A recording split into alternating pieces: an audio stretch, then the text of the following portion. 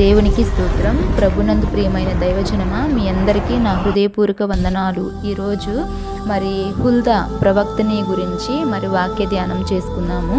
మరి ఏ విధంగా దైవభక్తి కలిగి మరి జీవించిందో, మరి స్త్రీలలో అంత ప్రత్యేకత ఎందుకు వచ్చిందో మరి ఈరోజు మరి వాక్య ధ్యానం చేసుకున్నాము. ఈ యొక్క వాక్య ధ్యానం కొరకు చిన్న ప్రార్థన. మహాగణుడును మహోన్నతుడును నిత్య నివాసివైన తండ్రి, నీకు వందనాలు ప్రభువా. ఈ యొక్క సాయంకాల సమయంలో ఈ యొక్క నాయన హుల్దా గారి నాయన తండ్రి నాయన జీవిత చరిత్ర గురించి మేము నాయన తండ్రి వాక్య ధ్యానం చేయుచుండగా నీ పరిశుద్ధాత్మ శక్తిని మా అందరికి అనుగ్రహించండి. మాతో అందరితో మాట్లాడమని, బలపరచమని ఈ చిన్న మాటలు తండ్రి నాయన మీరే దీవెనకరంగా చేయమని, వినుచున్న వారందరికీ ఆశీర్వాదకరంగా చేయమని మా ప్రభును ప్రియరక్షకుడైన యేసయ్య నామమున ప్రార్థించి పొంది ఉన్నాను నా పరలోకపు తండ్రి. ఆమేన్. దేవునికి స్తోత్రం. 2వ రాజుల గ్రంథం 22వ అధ్యాయం 14వ వచనము. కాబట్టి యాజకుడైన హిల్కీయాయును, అహీకామును, అక్బోరును, షాఫానును, ఆసాయును ప్రవక్తయగు హుల్దా యొద్దకు వచ్చిరి. ఈ యొక్క హుల్దా గారు షల్లూమునకు భార్య అయి యెరూషలేములో 2వ భాగమందు కాపరస్తురాలై ఉండెనన్నమాట. ఈ స్త్రీ తన చుట్టూ ఉన్న ప్రపంచమంతా చెడిపోయినప్పటికీ, తన చుట్టూ ఉన్న ప్రజలు తనకు ఇష్టానుసారంగా జీవిస్తున్నప్పటికీ, రాజులతో సైతం అధికారులతో సైతం దేవుని భయం లేకుండా జీవిస్తున్నప్పుడు, దేవుని నీతి నియమాలను మరిచిపోయి బ్రతుకుతున్న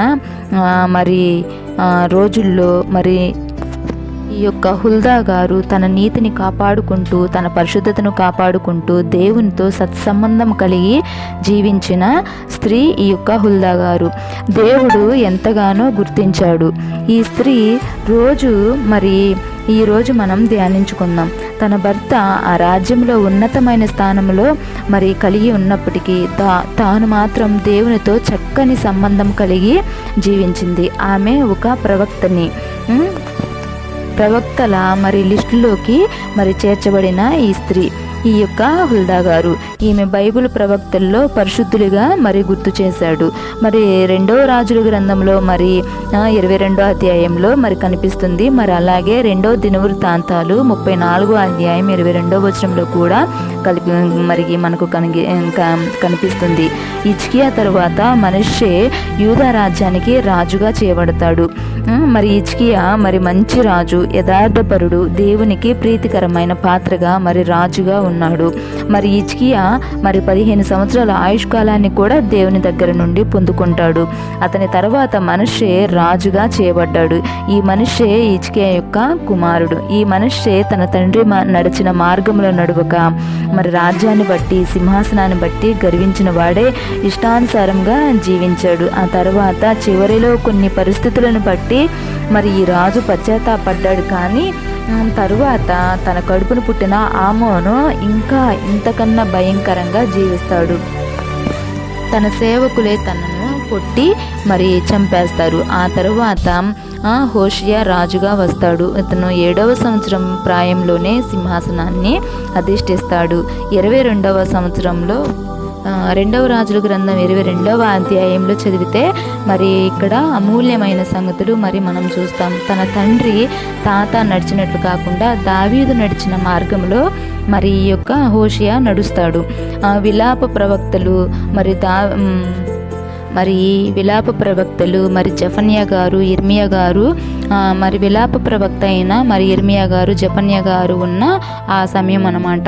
అయితే ఈ యొక్క హోషియా దేవుని యొక్క మందిరమును శిథిలమైపోయిన మందిరమును ఆ యొక్క కానుకలు అక్కడ వారందరి చేత పట్టించి అనేక మంది చేత కానుకలు ప్రతిష్ఠిత అర్పణలు మొక్కుబడులు చెల్లింపవలసినవి ఆ యొక్క మందిరం కోసం తీసుకుని ఆ యొక్క కానుకల ద్వారా శిథిలమైపోయిన మందిరాన్ని బాగు చేస్తున్న సమయంలో హోషియాకు ఆ యొక్క మందిరంలో ధర్మశాస్త్రము కనిపిస్తుంది. ఆ యొక్క ధర్మశాస్త్రం గురించి తీసుకుని అక్కడ ఉన్న వారి దగ్గరికి వెళ్ళినప్పుడు దీని గురించి, ఈ యొక్క ధర్మశాస్త్రం గురించి విచారించి నాకు తెలియచెప్పుడి అని అన్నప్పుడు ఆ యొక్క ధర్మశాస్త్రమును వివరించి చెప్పుటకు ఎవరూ లేక ఆ యొక్క సేవకులు ఈ యొక్క హుల్దా గారి దగ్గరికి ఆ సమయంలో వెళతారనమాట. ఆ సమయంలో ఈ యొక్క హుల్దా గారు ప్రవక్తనిగా ఉంది.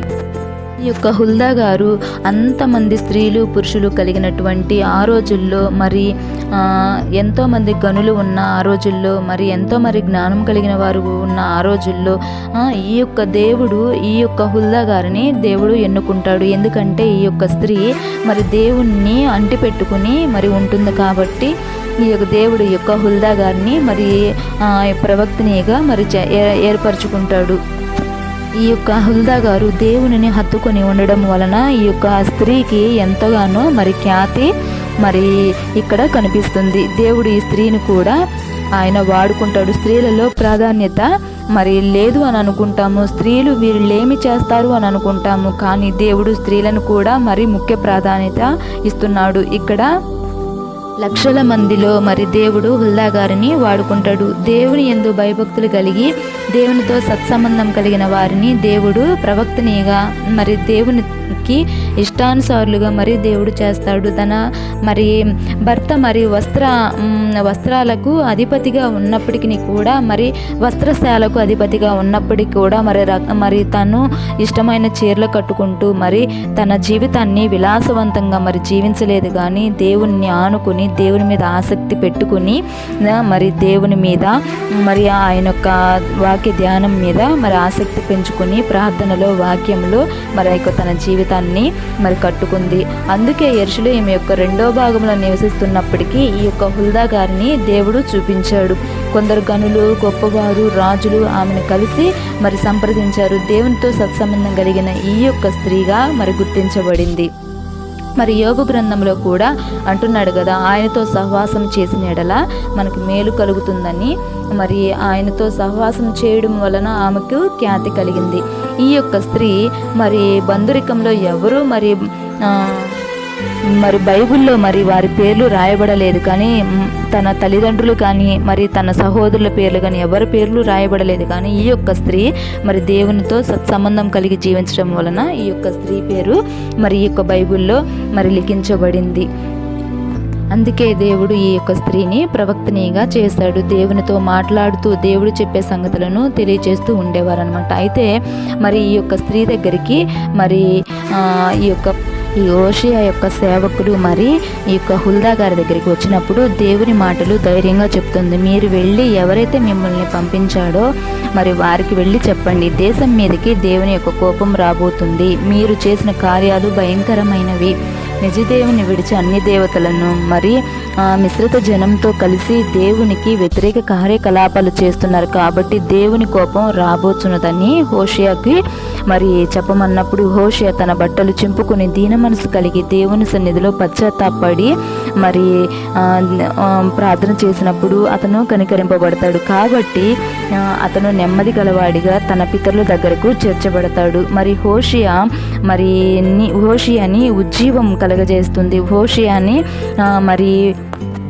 హోషేయ రోషము కలిగి మరి అందరికీ ప్రకటించినప్పుడు అందరూ మరి ఆ యొక్క మాటలు విని ఆ యొక్క దేవునికి భయపడి మరి జీవిస్తారనమాట. ఆ విధంగా మరి ఆ యొక్క రాజును ఆ యొక్క రాజ్యాన్ని ఈ యొక్క హుల్దా ప్రవక్త ద్వారా రక్షించబడుతుంది. అదేవిధంగా మరి మనము కూడా మన యొక్క కుటుంబాలలో మన యొక్క గ్రామాలలో మన వలన ఆ యొక్క హుల్దా గారి వలన ఒక మరి రాజు ఆ యొక్క రాజ్యము రక్షించబడింది. మన వల్ల కూడా కనీసం మన కుటుంబంలో ఉన్నవారైనా సరే రక్షించుకోవాలని రోషం కలిగి మరి మనము ప్రార్థించుకునే వారంగా దేవుని సన్నిధిలో భయభక్తులు కలిగి జీవించే వారంగా మరి మనము ఉండాలి. దేవుడి కొద్ది మాటలు దీవించి ఆశీర్వదించును గాక. ఆమేన్.